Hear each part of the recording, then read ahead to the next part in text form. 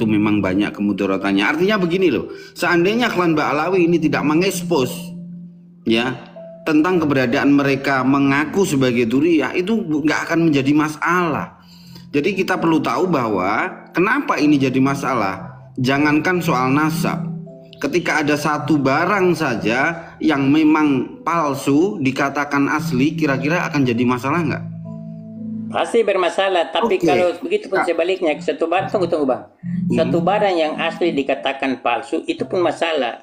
Satu barang yang palsu dikatakan asli pun masalah. Betul. Dan di saat barang-barang yang asli itu tidak ada yang dipermasalahkan, dan ada satu barang yang katanya asli tapi dipermasalahkan, berarti bagaimana itu? Kalau saya gini bang, emas di kandang babi tetap emas, babi di kandang emas tetap babi. Kerikil di kerikil 10 trek tetap kerikil. Emas 10 gram tetap emas.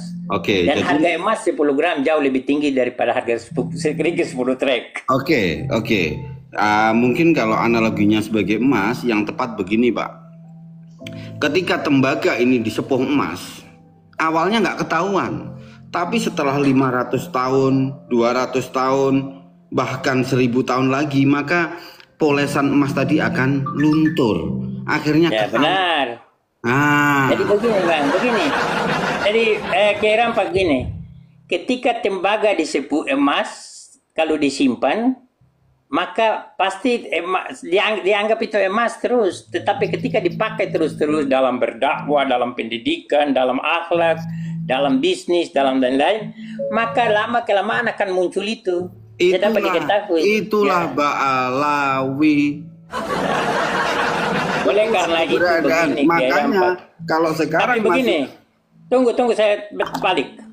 Kalau emas yang tersembunyi di bawah kerikil, di dalam batu kerikil, lalu dikatakan itu batu kerikil, itu juga salah.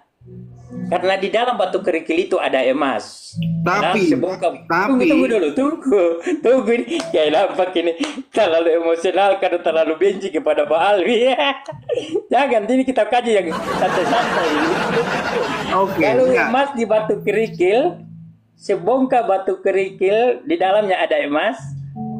Walaupun dikatakan itu batu kerikil, insya Allah itu emas. Oleh karena itu, untuk bagaimana mengetahui itu emas di dalam batu kerikil, itu hanya orang-orang yang punya ilmu pengetahuan yang khusus, apalagi batu kerikil yang lebih tebal dari emasnya.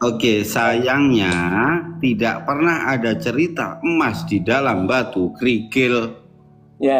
Sayangnya ada batu kerikil. Jadi oleh karena itu, saat ini kalau ada setrek batu kerikil berjuang untuk menjadi emas, itu tetap batu kerikil. Kerikil. Allahu Akbar. Ini memang bahaya ini. Lama-lama tidak ada sejarah yang mencatat bahwa emas itu berada dalam batu kerikil. Oh salah, emas itu malah di dalam rumput, malah di bawah tanah. Ingat tidak ada di dalam emas kerikil. Itu bertebaran dan dikejar. Emas itu bongkahannya pun juga emas. Hati-hati, Kiai Rampak. Emas itu sekecil apapun akan dikejar oleh, apalagi orang Jawa yang ahli mendulang emas. Sekarang malah orang Amerika lebih canggih, dia lebih mengetahui emas. Oleh karena itu, untuk bagaimana menghancurkan emas itu bisa saya malam dari Amerika, dari Israel. Jawabannya satu-satunya ya, kalau sampean berbicara teknologi, tes DNA itu tidak bisa dibantah lagi. Bagaimana mau tes DNA? Kira apa? Bagaimana mau tes DNA? Sedangkan emas itu sendiri ada di bawah kerak bumi. Bagaimana dites sebenarnya emasnya sendiri belum tergali? Jangankan di bawah kerak bumi, di planet Pluto pun bisa diteliti dan diambil. Nah, maka oleh karena itu butuh alat yang bagus. Iya. Jangan alat yang Kiai Rampak, jangan alat yang seperti yang dipunya oleh Kiai Imad. Itu namanya alat dulang yang kurang bagus itu. Itu bukan alat tulang. Jadi Kiai Imad ini membangun pintu. Ya, Kiai Imad ini membangun pintu. Kalau kalian sudah masuk melalui pintu itu, apa pintunya mau dibawa? Jadi begini, hati-hati. Kiai Imad itu adalah pencari batu kerikil. No. Ternyata dia melihat emas, dia ingin juga jadi emas, mencari emas juga. Hingga emasnya itu, dia pencari batu kerikil, melihat emas, dia kira emas, padahal yang dia dapat tembaga yang tadi seperti bilang Kiai Rampak gitu. Gini, lebih tepatnya alat pendulang emasnya itu adalah akhlak. Itu loh. Alat pendulang emasnya adalah akhlak. Bagaimana ia mengaku sebagai duriah, sedangkan kondisinya itu berbanding terbalik. Begitupun sebaliknya. Bagaimana dia mengatakan dia ulama, seorang peneliti emas, sementara dia itu bukan peneliti. Dia adalah pencari batu kerikil yang melihat emas, bukan teliti, tapi dia memang menginginkan mengambil emasnya dengan mengatakan dia keturunan Hasanuddin, keturunan Wali Songo. Maka dia bukan peneliti emas, tapi dia ini adalah penggemar emas yang tersembunyi sebagai peneliti. Oke, jadi jangankan peneliti, pedagang pun tahu kalau itu emas asli. Satu, karena saking terbiasanya. Awalnya juga bingung, harus belajar dulu. Apalagi sekarang didukung oleh teknologi, jadi tidak bisa dibohongi. Teknologi sekarang itu teknologi tahu, Kiai Rampak. Teknologi ini bisa kita gunakan untuk tembaga, bisa kita olah menjadi emas. Kemampuan teknologi sekarang ini bisa merubah tembaga jadi emas. Oleh karena itu hati-hati. Kalau betul itu emas asli, insya Allah bisa dengan cara yang sederhana pun bisa diketahui. Tapi kalau emas palsu dengan cara apapun, itu pasti juga diketahui. Oke, dengan jadi cara sederhana pun diketahui. Jadi apa ngerti kan? Kesimpulannya begini, mau dipoles, belum masih jauh. mau dipoles mengkilat seperti apapun, yang namanya tembaga tetaplah tembaga. Ini bisa berubah menjadi emas itu seakan-akan. Kalau Jadi tidak bisa keturunan ini hanya mengandalkan atribut pakaian saja. Dengan Rampak, kalau sudah banyak orang, sudah ribuan tahun, orang sudah mengakui emas itu dan sudah terjadi transaksi berulang-ulang, maka semua orang akan mengakui itu emas, apalagi sudah mengeluarkan yang macam-macam. Sekarang yang susah itu batu kerikil ingin dirubah jadi emas langsung. Jadi tembaga aja susah, apalagi jadi emas. Gini, kalau soal itu Pak, masalah mereka meyakini sebuah kejahatan ini mungkin nggak 100 tahun ke depan baru akan terbongkar? Mungkin nggak? Oke, ya seperti itulah keberadaan. Begitupun satu kebaikan, satu emas di bawah kerang bumi, ribuan tahun sekalipun, akan tetap emas dicari terus. Jadi dulu itu tidak pernah dipertanyakan kenapa? Karena pada waktu itu pada belum tahu. Nah, sekarang bukan belum tahu, Kiai Rampak. Ada yang tahu tapi pura-pura tidak tahu. Ada yang tidak tahu tapi pura-pura tahu. Bukan, memang nggak tahu. Ilmu pengetahuannya belum nyampe ke sini, Pak. Ilmu pengetahuannya belum sampai mengidentifikasi perbedaan emas yang asli dengan emas yang KW. Makanya bukan begitu, Kiai. Jangan seperti itu. Dalam bagaimana memahami dan mendefinisikan emas itu, ada yang salah mendefinisikan emas. Dia menyangka bahwa emas itu adalah tembaga. Lalu dia perjuangkan kalau boleh tembaga itu jadi emas. Padahal emas bukan begitu. Emas itu bisa diidentifikasi, bisa diteliti, bisa dicermati. Kecuali orang ahli penelitian emas.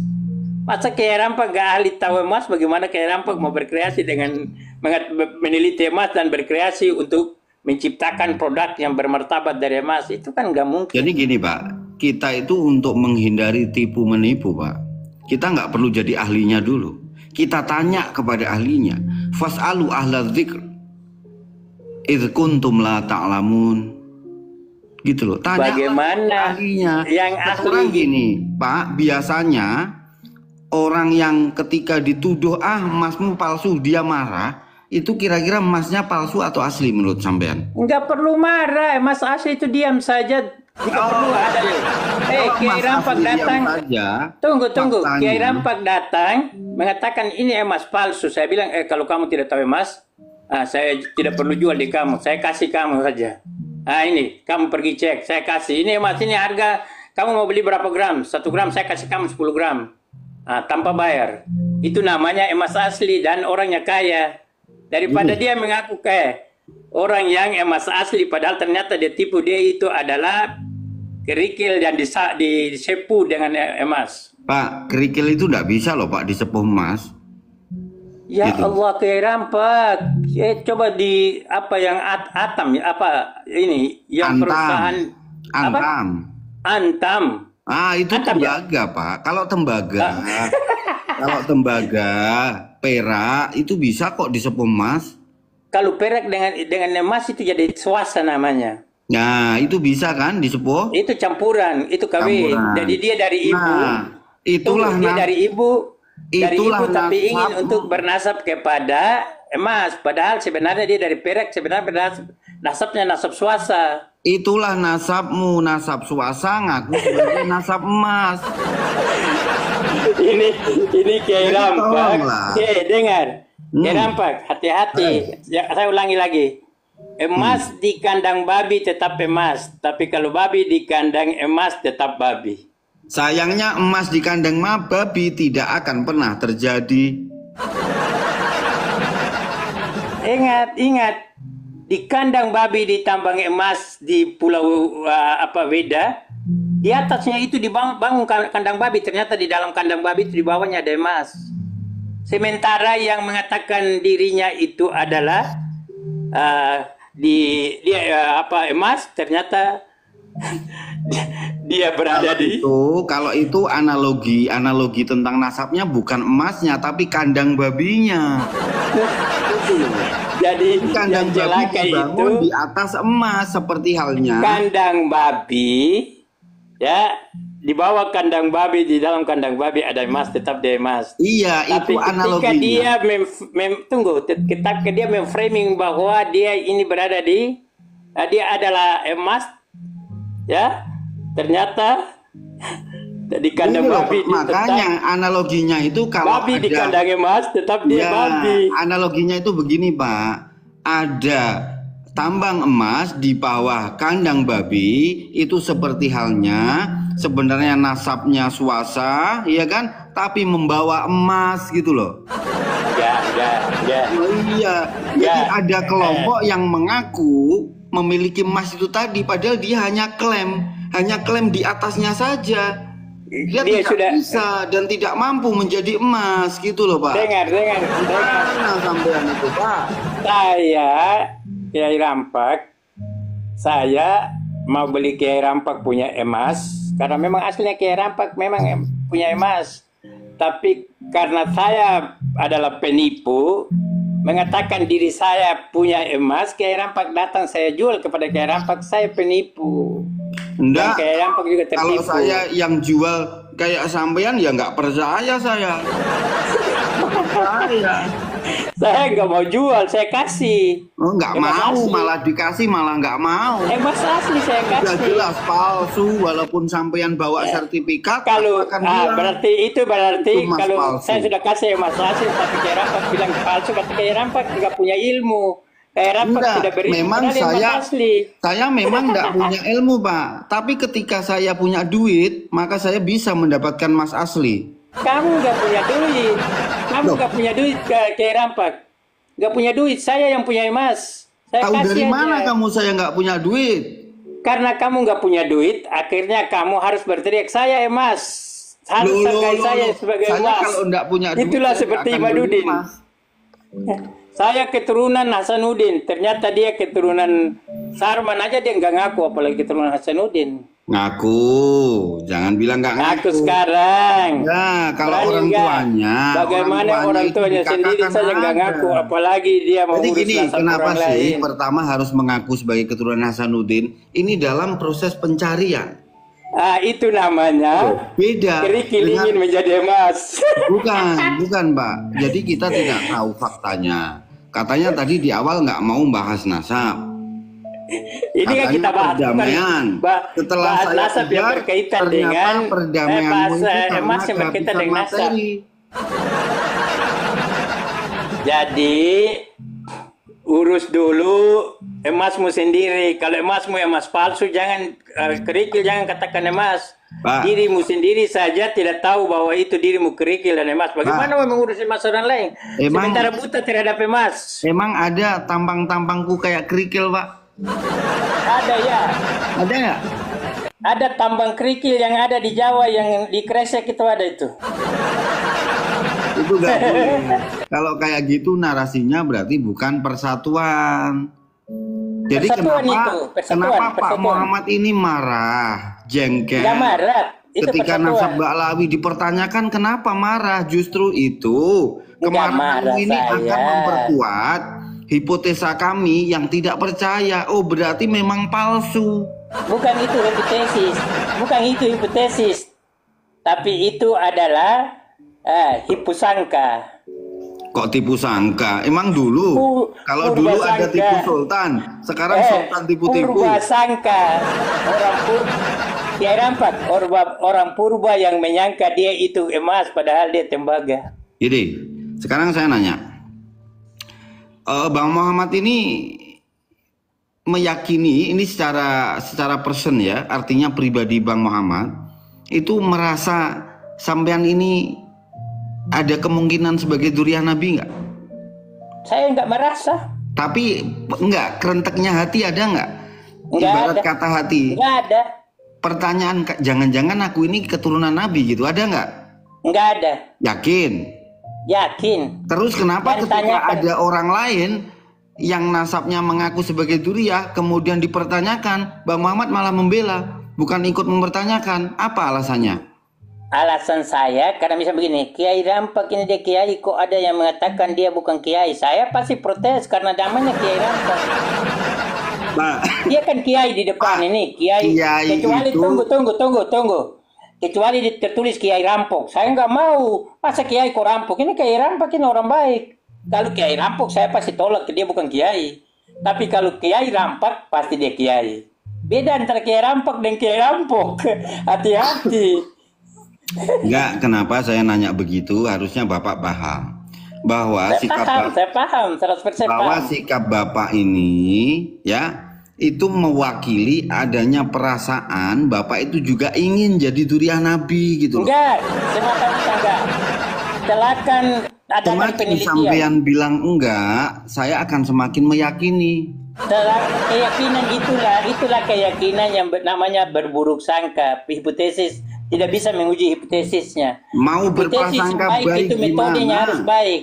Metode untuk bagaimana mencari data dalam membenarkan hipotesisnya itu harus melalui metode yang benar, ilmiah. Jangan metode kerikil mau teliti emas, nggak bisa. Nah, kurang ilmiah bagaimana metodenya?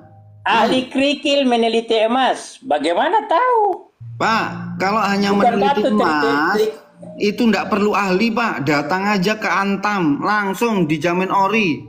Antam sendiri penipu. Ya itu yang Antam melakukan penipuan Mas Antam itu dari golongan siapa coba? Yang melakukan penipuan itu dari golongan pribumi dan golongan Chinese. Oh, kalau sampean mengakui Chinese adalah pribumi, berarti sampean merasa bukan pribumi. Saya pribumi, Chinese pribumi. Siapa yang bilang Chinese bukan pribumi? Nah, Kecuali itu orang-orang yang ingin memecah belah persatuan Indonesia. enggak ada. Kira-kira kalau seandainya Indonesia ini dipecah belah, yang memecah siapa? Yang memecah itu kelompok Imat dan teman-temannya. Bukan, itu adalah korban. Jadi Kiai Tanya Imam kan orang pengikutnya udah jawab, itu Pak. adalah korban. Bela. Gini Pak ya, oke. ada mukimat dan Saya mau buktikan. Tunggu tolong saya buktikan. Bentar, jangan dipotong. Saya buktikan dulu, masa tidak mau dibuktikan berarti hipotesis Bentar, kan saya mau muhibin dan hipotesis mukimat ini sedang diadu.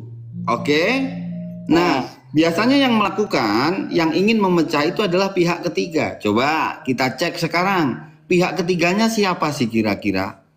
Enggak pihak ketiga, yang memecah itu adalah peneliti yang bukan ahli. Biasanya pelaku itu adalah orang yang ingin diakui atau orang yang meneliti. Orang yang meneliti Ya, itu itu kalau dia namanya ahli, dengar dulu. Kalau penelitinya itu ahli, maka dia akan bisa menjawab hipotesisnya. Tetapi kalau penelitinya itu yang bahalul, pasti dia penelitiannya fagar. Jadi gitu, saya baru paham. Ya nampak ini seperti orang yang tidak sekolah ini S1, S2 saja. Orang kalau bahasa hipotesis diteliti oleh orang-orang yang punya metodologi itu metodologi kampungan. Oke, sekarang saya tanya, metode dari penelitian Kiai Imad yang menurut sampean salah yang mana? Yang pertama adalah penelitiannya sebelum diseminarkan proposalnya selesai dia sudah tahu langsung menulis buku. Belum penelitian lagi dengan dari riset teori-teori palsu dia angkat. Lalu dia katakan bahwa ini teori benar, sekaligus langsung mengambil kesimpulan. Itu baru library riset, belum field riset, belum macam-macam penelitian yang lain. Masa mau diuji lewat DNA kok penelitian nasab? Pak, lah sampean ini siapa kok mau nguji tesnya Kiai Imad? Saya katakan ini, gitu. Coba saya mau tanya, Kiai Imad itu siapa? Orang tidak kenal Kiai Imad ini hanya karena tahu kerikil yang disapu disepu dengan ente tahu tembaga, lalu dipaksakan lagi lapis dengan emas tipis, dikatakan itu emas. Cepat atau lambat dia akan dikatakan sebagai kiai palsu dan emas palsu. Oleh masa? Iya, nggak percaya. Kayaknya orang yang sedang sakit hati, gini ya. Tulisan Kiai Imad secara akademis itu tidak menyalahi teori. Apa yang bilang itu hanya mereka yang penelitian itu kalau apalagi tesis proposalnya diuji dulu, metodenya diperalih. Itu kalau dalam jenjang strata 2 tugas akhirnya namanya tesis, Bapak. Siapa yang berhak tahu? Yang tesis, disertasi, mau skripsi saya tahu. Kiai Imad itu tesisnya tesis palsu. Pak, itu adalah tesis Murad Sukri, kau bilang tesis. Itu adalah istilah untuk menghargai sebuah karya, Bapak. Karya apa? Karya abal-abal. Jadi dinamakanlah tesis. Apa tesis? Tesis itu kecuali digunakan, diuji oleh para ahli, untuk proposalnya diuji, penelitiannya dilakukan, secara teoretik, secara metodologis, itu harus teruji kebenarannya. Apakah itu lewat penelitian? Masalah dari riset, saya mau bilang begini. Saya coba tanya, Kiai Rampak jawab. Menurut teori Darwin bahwa Kiai Rampak ini lahir asal juga dari monyet, benar atau salah? Ya kalau saya mau pakai kacamata apa dulu? Kalau pakai kacamata sains, oke lah. Tapi kalau pakai kacamata keimanan saya, ya enggak dong. Kita kan kalau begitu, tadi sudah terjawab. Kalau nasab ba'alwi, kalau kita jawab seperti Kiai Rampak, maka selesai. Selesai gimana? Artinya memang bukan. Tadi kan saya bilang, menurut teori Darwin, bahwa manusia itu ada kemungkinan lain dari monyet. Lalu Kiai Rampak katakan pakai kacamata iman. Maka kalau begitu Mbak Ali pakai kacamata iman sesuai jawaban Kiai Rampak, selesai. Kalau pakai kacamata iman, Mbak Alawi justru rungkat. Kiai Rampak ini berdosa dengan hati nurani dan masalah dari hati saya yang paling dalam. Bahaya, saya nggak percaya ini ilmuwan ini. Ini sudah subjeknya sudah dipengaruhi oleh, kalau tidak dipengaruhi oleh hawa nafsu, ini setan sudah pengaruhi ini. Jangan sampai setannya lagi pakai kopiah merah itu. Saya cabut kopiah merah sekarang. Nah, makanya jangan kopiah merah ini. Kalau begitu buka baju merahmu, ganti baju. Oh enggak, merah ini artinya. Kalau begitu saya pakai lagi. Merah ini karena ini pakaian adat saya ini. Saya ahli keturunan dahulu. Saya Rampak. Saya Al-Madali tapi keturunan Naulu sama dengan keturunan Dayak, keturunan apa suku apa yang dibilang di Jawa itu suku apa? Nggak tahu. Yang asli. Nah, ya, suku Jawa yang asli. Nggak tahu saya. Nah, kalau saya di Ambon suku asli. Saya keturunan suku asli. Ibu saya, nenek saya itu keturunan suku asli. Ya itu buat pengetahuan keluarga sampean aja lah, nggak usah diceritakan. Bukan keluarga, ini pengetahuan seluruh orang Ambon dari pakaian saya sudah nampak. Enggak Jadi penting buat saya. jangan kayak rampak anggap saya merah putih asli. Enggak, Saya yang penting keturunan begini. asli Naulu. Yang penting jangan sampai mengaku sebagai duriah Nabi aja gitu loh. Oh, itu soal kedua itu. Nah, Kalau dia makanya mau apalagi mengakui asli, diri sebagai mau kiai, enggak, mau apalagi enggak. mengakui diri sebagai nasab yang dari keturunan Rasul, saya nggak boleh, apalagi mengakui diri sebagai ulama, itu lebih berbahaya. Nah, siapa yang mengaku-ngaku jadi ulama sekarang? Mukibat semua mengakui Imat itu seakan-akan dia ulama yang Loh, semua ulama dunia bukan, mana ada Tunggu. Kiai Imat bilang saya Besaikan adalah nasab ulama. alwi, saya Kiai Imat tidak mengakui, itu iblis saja yang begitu. Coba saya Kalau nanya. manusia tidak mungkin berkata begitu. Saya nanya, kenapa sih? Qulna lil malaikati isjudu li Adam fasjadu illa iblis. Aba wastakbar wa kana minal kafirin. Sebentar. Karena kesombongan mengatakan dia terbaik, padahal itu pernah dilakukan oleh iblis dan dikutuk oleh Allah, termasuk iblis golongan kafir. Sampean ini kalau ambil contoh itu nggak relevan. Nggak pas gitu. bagaimana? Dia sombong mengatakan dia ulama terbaik di dunia, itu sombong nggak? Siapa yang bilang ulama terbaik mana? Redaksinya Imat. mana? Inti pura-pura nggak tahu ya, hati-hati. Tahu tapi pura-pura tidak tahu itu adalah merupakan kemunafikan. Hati-hati kenapa? Setahu Antum ini saya, seorang ilmuwan, jangan begitu. Hati-hati, jangan sampai jadi bodoh karena Kiai Imat, saya sampai mau salah ngucap kiamat. Kiai Imat, bukan kiamat ya. hati-hati. Kiai Imat itu memang mengatakan bahwa Karena lihat wajahmu ini sekarang tambah bercahaya, sudah sadar tapi tidak mau sadar, ini bahaya. Hati-hati. ini ya, sekalipun ulama sedunia membenarkan atau mengabsyahkan nasab Alawi, saya tetap tidak percaya, artinya saya akan membatalkan. Kan gitu. Artinya Jadi saya bilangnya. adalah orang yang wajib kulna lil malaikati isjudu ada masjid illa iblis. Itu nggak relevan, Pak, dalil yang kamu Siapa sampaikan. bilang sombong menganggap diri seperti orang tercerdas, durian terbaik, itu berarti sombong namanya. Tunggu saya nyalakan lampu dulu, Kiai. Ya. Bukannya menyombongi orang yang sombong, itu adalah ibadah, Pak. Itu paradigma ulama yang salah, sombong kepada orang yang sombong itu. Bukan. Dari Muhibin bukan. Tapi kenapa sebenci itu dengan tesisnya Kiai Imat? Saya nanya. Dengar Kiai, dengar. Sombong terhadap orang yang sombong itu adalah sedekah atau ibadah, itu adalah kalimat yang salah. Sombong itu tetap dimurkai oleh Allah. Kaburo maktan indallah.